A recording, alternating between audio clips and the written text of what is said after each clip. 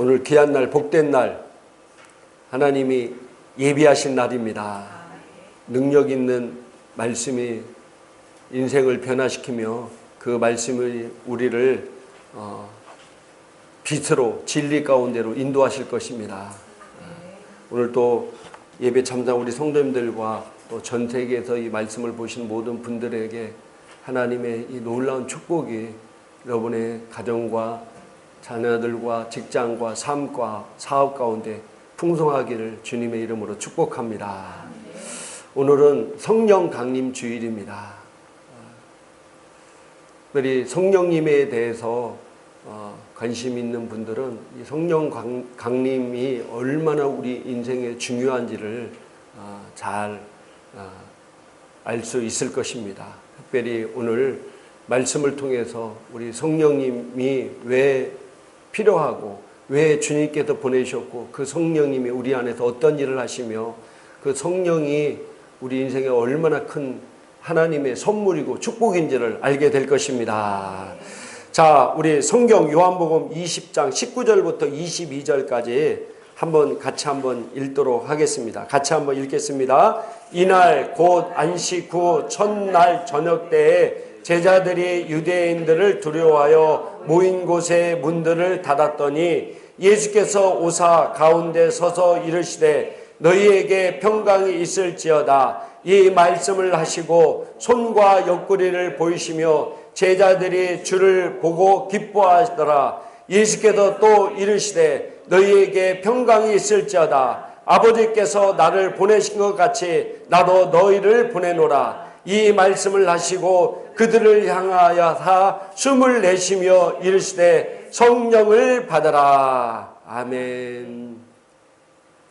예수님께서 부활하시고 제자들에게 나타나셔서 그들에게 평강을 축복하시면서 하신 말씀이 성령을 받아라. 부활하시고 제자들에게 나타나셔서 하신 말씀이 뭐라고요? 성령을 받아라. 요한복음 14장 12절에 주님께서 이 말씀은 십자가에서 죽고 부활하시기 전에 하신 말씀인데 요한복음 14장 12절 같이 한번 읽도록 합니다. 내가 진실로 진실로 너에게 이르노니 나를 믿는 자는 내가 하는 일을 그도 할 것이요 또한 그보다 큰 일도 하리니 이는 내가 아버지께로 감이라. 아멘. 예수님께서 제자들에게 진실로 진실로 이 반복된 것은요 꼭 그렇게 된다는 겁니다. 너희에게 이르노니 나를 믿는 자는 내가 하는 일을 그도 할 것이요. 예수님께서 이 땅에서 하셨던 일을 그도 할 것이고 또한 그보다도 더 큰 일을 하린다. 예수님이 이 땅에서 하셨던 일보다도 더 큰 일을 하게 될 것이다. 할렐루야. 그러면서 뭐라고 말씀하셨냐면 이는 내가 아버지께로 감이라. 자, 나를 믿는 자는 내가 이 땅에서 행했던 일을 하게 될 것이고 또한 나보다 더 큰 일을 하게 될 것이니 그러면서 그 하게 되게 이유가 너희가 기도를 많이 하기 때문에 하게 될 것이다. 또 금식을 많이 했기 때문에 하게 될 것이다. 뭐 다른 어떤 것 때문에 하게 될 것이 아니라 하게 된 이유가 바로 뭐라고요? 내가 아버지께로 가기 때문에 너희가 그 일을 하게 될 것이라는 겁니다. 놀라운 일이죠.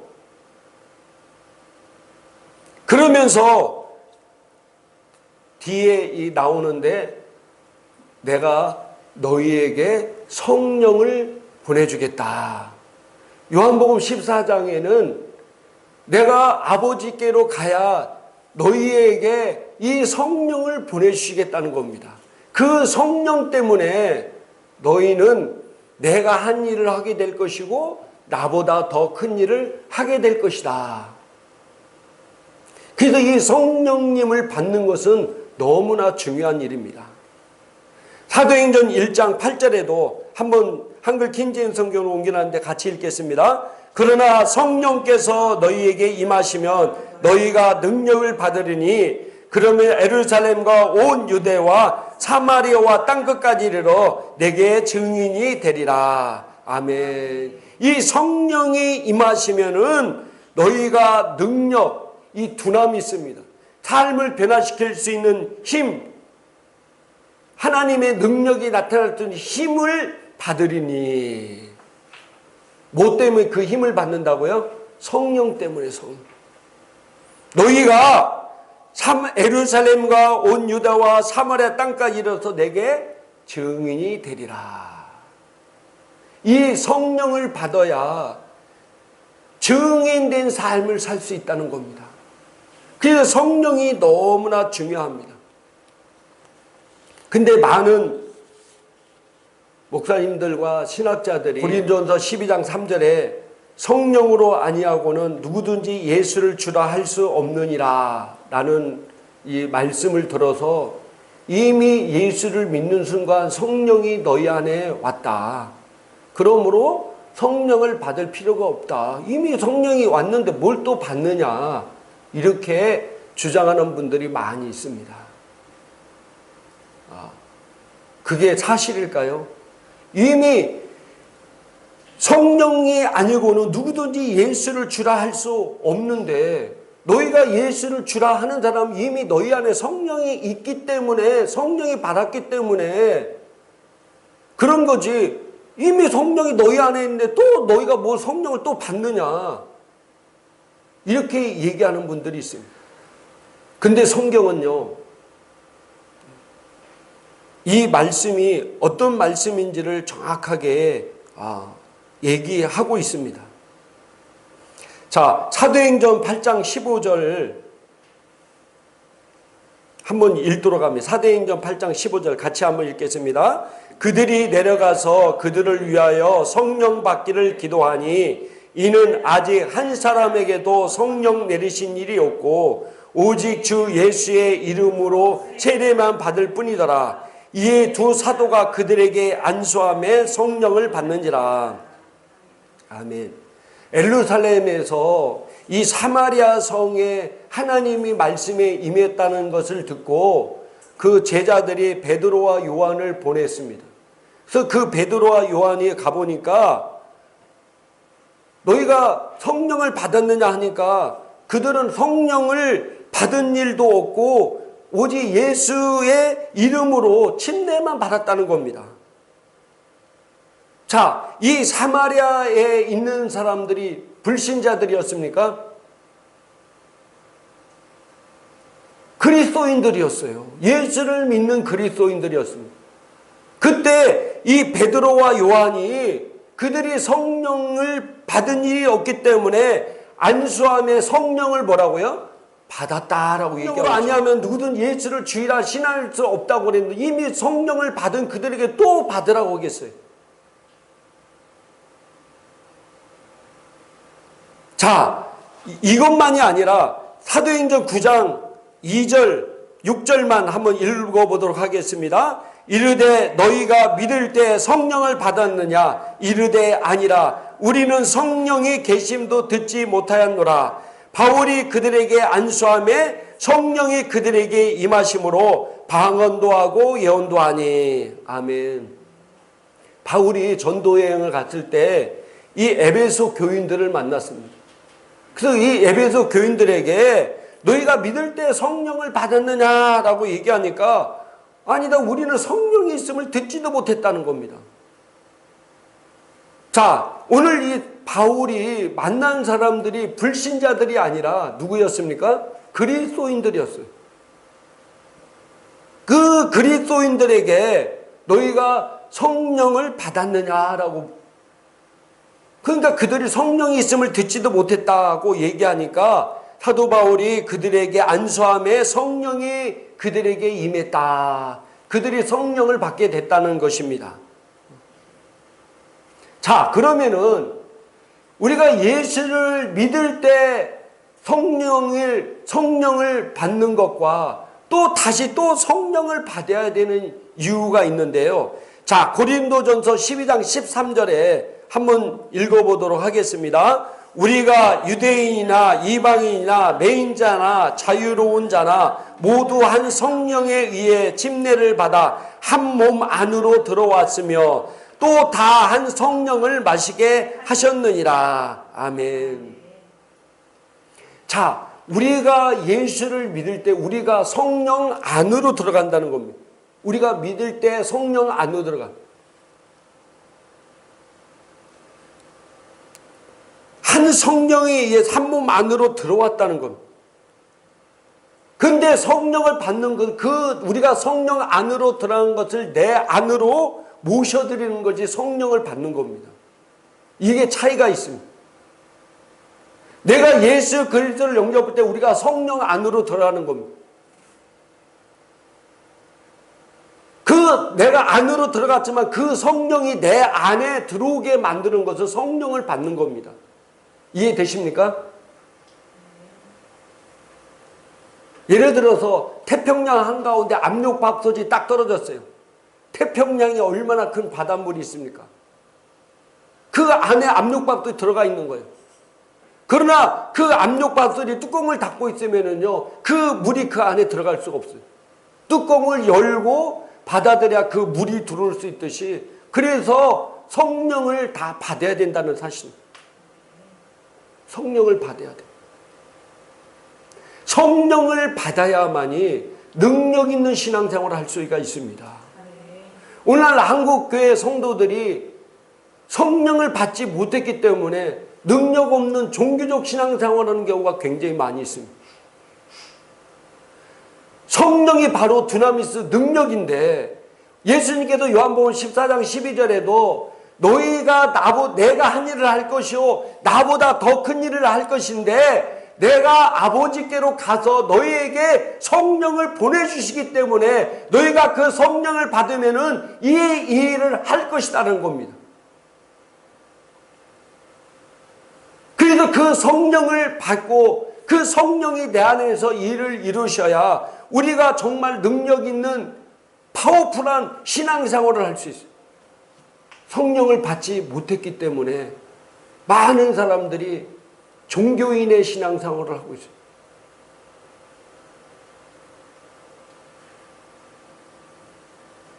다른 종교들 같이 그냥 종교인 신앙생활을 하는 거예요. 그러나 우리는 종교인이 아닙니다. 기독교는 종교가 아닙니다.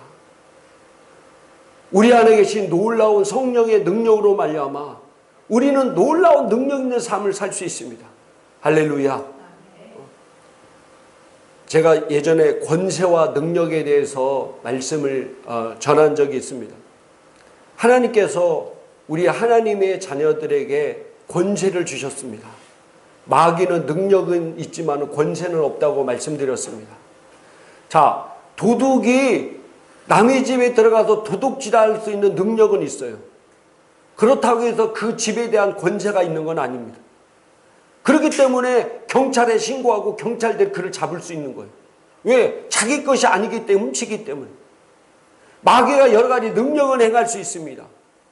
그러나 우리 하나님의 자녀는 권세가 있습니다. 할렐루야. 권세가. 예를 들어서 경찰관들이 있습니다. 우리나라 경찰관은 좀 빼고 미국 경찰, 왜? 우리나라 경찰들은 조폭들한테 두들겨 맞고 다니고 이러니까 우리나라 경찰을 빼고 예를 들어 미국 경찰들. 자, 미국 경찰들에게 나라에서 권세를 줬습니다. 그게 뭐냐면은 경찰복이든지 경찰 배지가 바로 권세입니다. 권세가 이쪽에 있어. 내가 경찰이라는 걸 보이는 거예요. 그러면은 범죄자들이라든지 또 법을 위반한 사람들은 그 앞에 나라에서 권세를 줬고 그 앞에 꼼짝 못합니다. 근데 미국에도 말 안 듣는 사람들 있죠. 경찰이라고 해서 말 안 듣는 사람들. 그것을 제압하기 위해서 뭘 줬어요? 총을 주잖아요. 총을 줘요. 미국 경찰들은요 엄청납니다. 물론 잘못된 경찰들이 있어서 못된 짓 하는 것도 있지만은 미국 경찰들은요, 미국에 뭐 예를 들어서 우리나라 국회의원들, 상원이요 이런 사람들도 있잖아요. 거기도 시인을 허락하는데 시의 선을 벗어나면 뭐 상원이요 하원이요 뭐고 경찰 그 자리에서 수갑 채워서 체포해 가더라고. 그만큼 경찰력이 엄청난 파워가 있습니다. 만약에 범죄자가 말을 안 들었을 때는 뭐가 있는 거예요? 총이 있는 거, 총. 총으로 그 범죄자를 말 안 들으면은 제압하는 겁니다. 이 총이 바로 뭐냐면 능력. 이게 바로 성령의 일이라는 사실입니다. 할렐루야. 우리 하나님의 자녀에는 권세도 있지만은 우리 하나님의 자녀에게는 능력도 있습니다. 그 능력이 바로 성령입니다. 내가 너희에게 성령을 주리니, 그러면서 그 성령이 뭐 한다고? 성령이 너희가 임하시면 너희가 능력을 받으리니. 이 두나미스가 바로 그 능력, 힘이라는 겁니다. 근데 권세만 있고 능력이 없으면 어떻게 하겠습니까? 그래서 성령을 받으라는 거예요. 성령을 받으라. 그래서 모든 그리스도인들은 성령을 다 받아야 됩니다. 성령을 받아야 돼요. 성령을 받은 표적이 뭐냐면요, 사도행전에 보면 성령을 받은 표적이 다 뭐로 나타나고 있습니까? 방언으로. 방언. 내가 성령을 받았다는 그 표적이, 성경에는 사도행전에 성령을 받고 나서 나타난 표적이 바로 방언입니다. 방언.